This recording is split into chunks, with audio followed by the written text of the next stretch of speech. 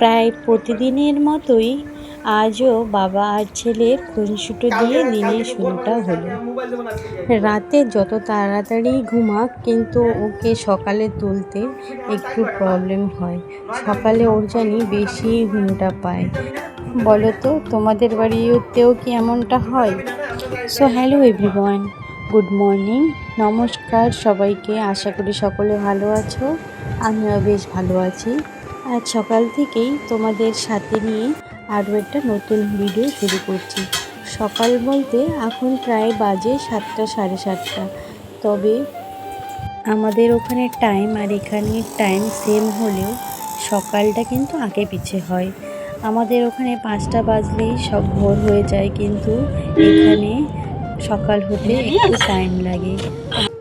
তো আজকে ছিল রবিবার, যেহেতু রবিবারে হসপিটালের কোনো কাজ ছিল না, তার জন্য আমরা আজকে চেন্নাই শহরটা ঘুরে দেখার প্ল্যান নিয়েছিলাম।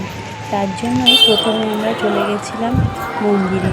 মন্দিরটার নাম আমার এখন যদিও মনে পড়ছে না, তবে বেসিক্যালি এটা শিব পার্বতীর মন্দির ছিল।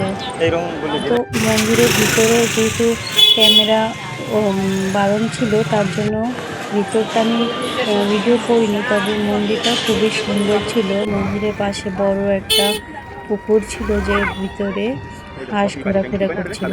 এখান থেকে আমি বাইরের কিছু ক্লিপ নিয়ে রেখেছিলাম। মন্দিরটার অনেক সুন্দর ছিল, ভিতরে অনেক শান্ত পরিবেশ ছিল। মন্দিরটা পরিদর্শন করা হয়ে গেলে আমরা এখান থেকে এখন চলে যাচ্ছিলাম আমাদের নেক্সট ডেস্টিনেশন লাইট হাউসের দিকে। লাইট হাউসের উপর থেকে দেখতে খুবই সুন্দর লাগছিল, দৃশ্যটা খুবই অসাধারণ ছিল। একদিকে নীল সমুদ্র আর একদিকে চেন্নাইয়ের শহরটা দেখতে উপর থেকে খুবই সুন্দর লাগছিল। এখান থেকে মেরিনা বিচটা সম্পূর্ণটা প্রায় দেখা যাচ্ছিল। তো যেহেতু প্রচণ্ড রোদ ছিল, তো এখান থেকে আমরা সবাই একটা আইসক্রিম খেলাম। খেয়ে আমরা চলে গেলাম আমাদের নেক্সট ডেস্টিনেশন স্নেক পার্কের দিকে, যেখানে অনেক ধরনের সাপ ছিল, যেটা দেখতে খুবই ভয় লাগছিল, আবার আনন্দও লাগছিল। এখানে এমন কিছু দেখতে পাবো ভাবিনি। তো এখানে বিভিন্ন ধরনের সাপ ছিল, যেগুলি তোমরা আগেও দেখতে পাবে। তবে সব থেকে যেটা আমার ইন্টারেস্টিং লেগেছে, যেটা আমি ভাবিনি কোনোদিন নিজের চোখে দেখতে পাবো, সেটা হলো সাপের খোলস বদলানো। আজকে যেহেতু পূর্ণিমা ছিল, হয়তো তার জন্য এটা দেখতে পেয়েছি। নিজের চোখে এটা কখনো দেখতে পাবো সেটা আমি ভাবিনি। তো এখানে দেখে নাও, এই যে এই ভিডিওটাতে সাপ একদিকে চলে যাচ্ছে আর একদিকে আপনার খোসাটা পড়ে আছে। এই দৃশ্য কোনোদিন নিজের চোখে দেখতে পাবো কখনো ভাবিনি।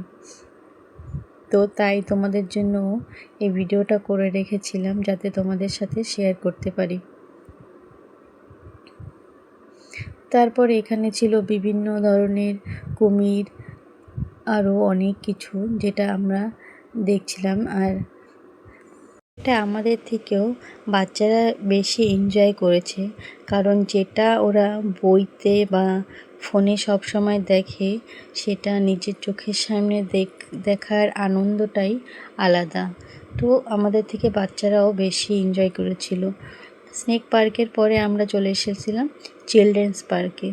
চিলড্রেন্স পার্কেও বিভিন্ন ধরনের জন্তু জানোয়ার সব ছিল, যেগুলি দেখে খুবই ভালো লাগছিল। তো এভাবেই সব দেখতে দেখতে আমরা পার্কটা পুরোটা ঘুরে দেখছিলাম। আর এই শেডটাতে ছিল বিভিন্ন ধরনের পাখি। এখানে এই সাদা রঙের এই পাখিটা খুবই বড় ছিল, যেটা আমার ছেলে দেখে বলছিল, মা এটা কি পাখি। তবে সব থেকে যেটা ভালো লেগেছে আমার, এই হোয়াইট কালারের ময়ূর। আগে সবসময় ফোনে দেখেছি, তবে নিজের চোখের সামনে কখনো দেখতে পাবো ভাবিনি।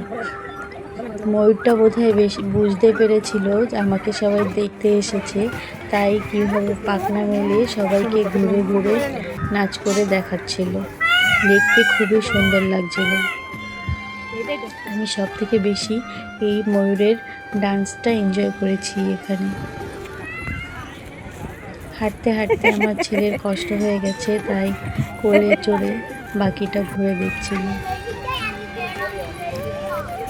পার্কটা ঘুরে নিয়ে তারপরে আমরা চলে গেছিলাম চেন্নাই ফেমাস মিউজিয়ামে, যেখানে পাথরের উপর পুরনো দিনের সব শিল্পকলা, কিছু জন্তু জানোয়ারের ফসিল, সেগুলো সব পরিদর্শন করা হচ্ছিল।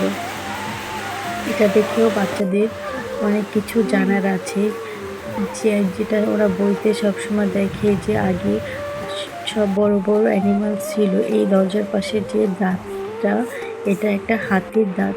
যদি এই দাঁতটা এত বড় হয় তবে সে হাতিটা না জানি কত বড় ছিল।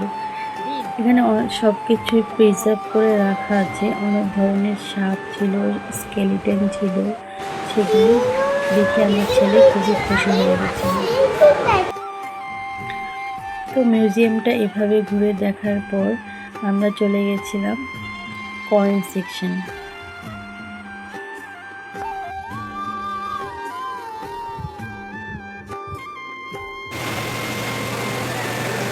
এগুলো দেখলে বোঝা যায় কত স্পিসিস আগে ছিল, যেটা এখন বিলুপ্ত হয়ে গেছে।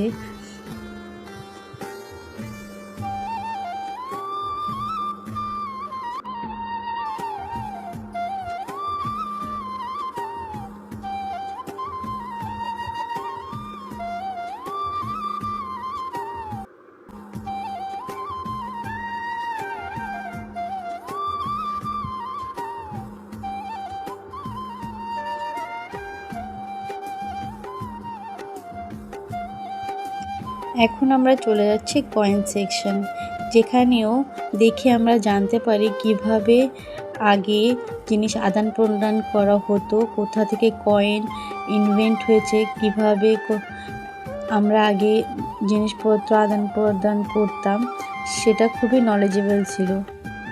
মিউজিয়ামটা অনেক বড়, এখানে অনেকগুলি সেকশন আছে। সমস্তটা আমরা ঘুরে দেখতে পারিনি সময়ের অভাবে। তারপরে আমরা চলে এসেছিলাম ঘরে, যেহেতু প্রচণ্ড গরম ছিল। আসার সময় কিছুটা জাম কিনে নিয়ে এসেছিলাম, যেটা এখন রুমে বসে আমরা মাখা করে খাচ্ছিলাম। এটা খেতে খুবই ভালো লাগছিল। তো আজকের ভিডিওটা তোমাদের কেমন লাগলো, আশা করি ভালো লেগেছে। যদি ভালো লাগে একটা লাইক কমেন্ট করে আমাকে জানাবে। আগামী ভিডিওটা দেখার জন্য অনুরোধ রইল। সম্পূর্ণ ভিডিওটা দেখার জন্য ধন্যবাদ।